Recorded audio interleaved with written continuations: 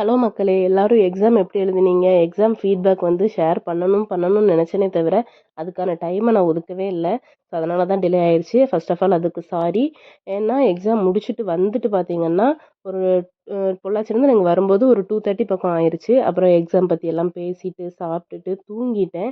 எங்க குட்டீஸ் தூங்குனாங்க. எப்போ அவங்க தூங்குனாலும் நானும் ஓடி போய் தூங்கிருவேன். அப்புறம் பார்த்தீங்கன்னா, ஒரு 6:30 அந்த ரேஞ்சில தான் எந்திரிச்சோம். எந்திரிச்சுட்டு மளிகை ஜாமான்லாம் வாங்க போயிட்டேன். ஏன்னா, இந்த மந்த்ல நாங்க பர்ச்சேஸ் பண்ணவே இல்ல. எக்ஸாம் பேர சொல்லி வீட்ல ஒரு வேலை நடக்கல. இதுதான் உண்மை. உங்களுக்கும் அப்படிதான் இருக்கும்னு நெனைக்கிறேன்.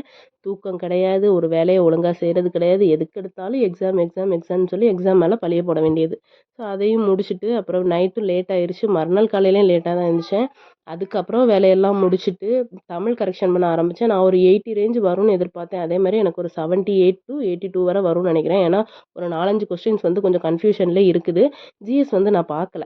ஏன்னு கேட்டிங்கன்னா, இந்த மார்க்குக்கு ஒரு 78 டூ 80 அந்த ரேஞ்ச் மார்க்குக்கு பார்த்தீங்கன்னா, ஜிஎஸ் வந்து நான் 65 60 டூ 65 அபோவ் போனா தான் எனக்கு ப்ரிலிம்ஸ் கிளியர் ஆகும். ஆனா, ஜிஎஸ்ல எனக்கு அந்த மார்க் வரதுக்கு வாய்ப்பு கிடையாது.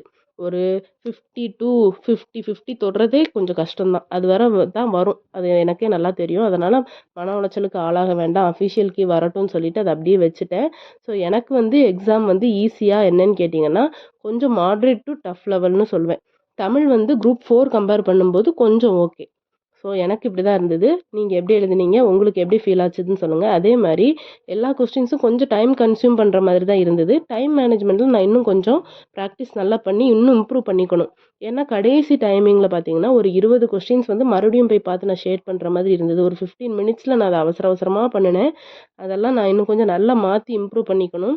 ஸோ, என்னோட ஃபீட்பேக் இதுதான். உங்களுக்கு எப்படி இருந்ததுன்னு சொல்லுங்க. அதே மாரி 26 குரூப் 4க்கு வந்து ரெடி ஆகலாமா? வேணாமான்னு ரொம்ப யோசிச்சுட்டு இருந்தேன். ரெடி ஆகலாம் அப்படின்ற ஒரு கிளியர்னஸும் எனக்கு கிடைச்சிருக்குது. நீங்க எப்படி பண்ணீங்கன்னு சொல்லுங்க. உங்களோட ஃபீட்பேக்கும் ஷேர் பண்ணுங்க. நெக்ஸ்ட் இந்த மாரி வீடியோஸ் பண்ணலாம் அப்படின்னு ஒரு ஐடியா இருந்தாலும் சொல்லுங்க. பாய்.